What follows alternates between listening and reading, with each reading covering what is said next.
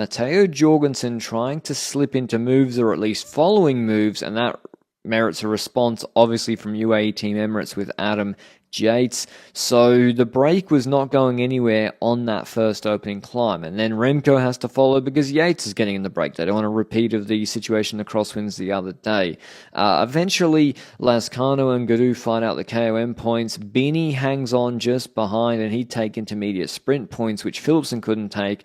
But otherwise, the break really doesn't form at all on that opening climb. It's on the descent and the valley afterwards where the GC teams, they're not going to take crazy risks on the descent, and in the valley it kind of just rolls away. Bob Jungels goes away up the road and he's joined by Jai Hindley, and so Hindley's got Jungels, Dens, and eventually Sobrero later to pull in this valley. And so here the break forms. Michael Matthews there, DSM missed it, EF missed it with Carapaz and Healy, who they wanted in.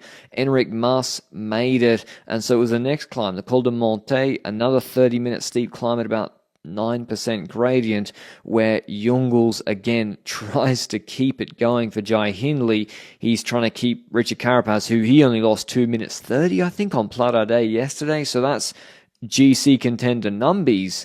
You don't want to let Carapaz back into the breakaway if you can avoid it. But Visma Lease bike, we haven't seen this all Tour de France. They begin to smash on that second climb of the day. Bernal dropped, and Aaron Baru and the other guys helping their climber in the breakaway like Jungels and Sobrero, they have their work cut out on Col du Portet d'Aspet. Benoit takes over on a steep climb that suits him. Van Aert looking better than previous stages. And yeah, Jungels just about keeps them ahead of the Visma Lease bike train, obviously motivated for Jonas Vingegaard wearing the polka dots today to try and drop Tadej Pogacar. So breakaway survives. They have to hope the valley is where they can take some time. De Plus is in there. Is he in there for the stage win or as a satellite rider for Carlos Rodriguez? It's a hotter day today, about 30 degrees. Pogacar pouring water over himself. And the breakaway does get a gap before the Col d'Agnes, 3 minutes 50 before Benoit goes again and the climbers come to the top. Enric Mas, Jai Hindley, De Plus, Richard Carapaz, these are serious climbers up the road, and the group is getting whittled down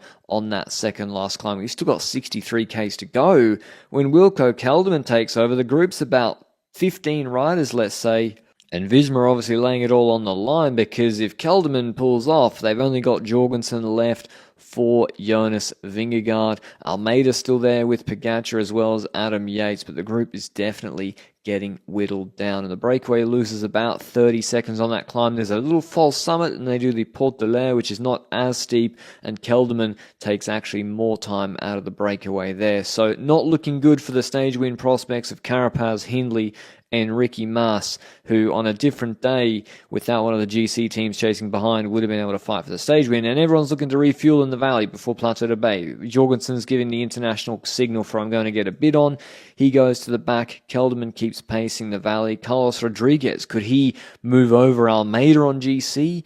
Could he, if Remco has a problem, threaten the podium? We're about to find out. Plateau de Bay starts, and the race already explodes with Jorgensen smashing it on the front. Vingegaard on the wheel. Pogacar glued to his wheel, looking pretty comfortable. The shirt's done up. Cadence looks good. The breakaway starts to self-immolate with, just attacking each other. I guess they weren't going to win anyway, so it doesn't matter. But yeah, they really didn't work too well together on the final climb. But the question is, how long could Jorgensen keep this up? There's no Sepp Kuss here, and he's setting a furious pace. That's obvious. Almeida's dropped. Chiccone's dropped.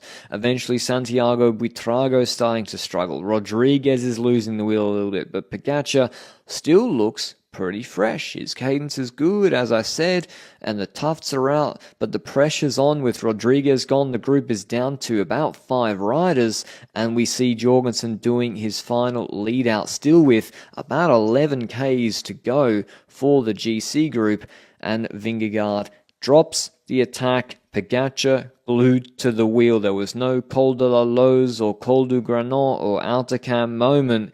Pogacar was glued to the wheel the whole time. Remco wisely decided to ride his own pace, and he shored up the third position on GC. De Plus probably useful for Rodriguez as a satellite rider, but here you can see Pogacar was pretty relaxed.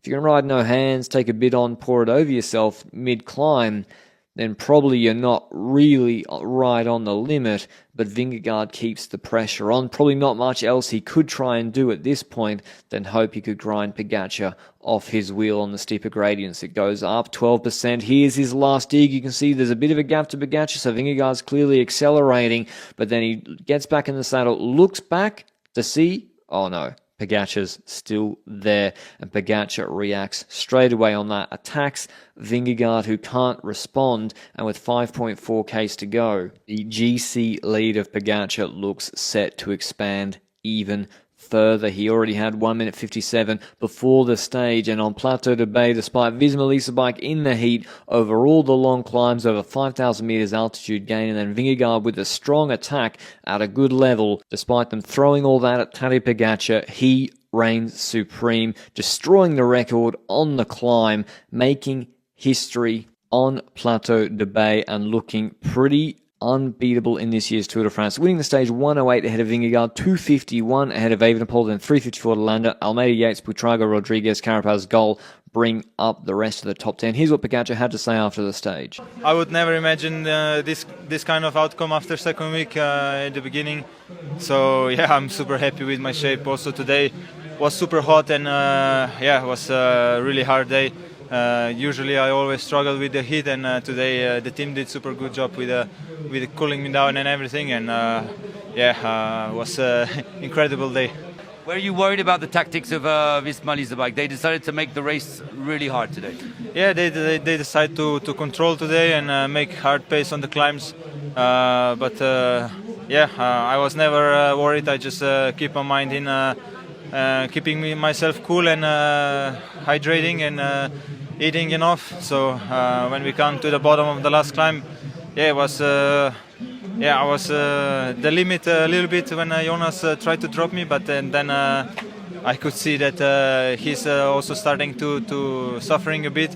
So when he tried to drop me the last time, then I saw that he don't have the legs to go to the top. So I tried my own, but yeah, it was super tough in the final. In terms of GC, no changes in the top four, but Landa actually moves ahead of Rodriguez, who didn't work so well today on Plateau de Bay in the heat. So Landa having a fantastic Tour de France. The gaps between first, second, third and fourth seem pretty, well not seem, they are pretty big.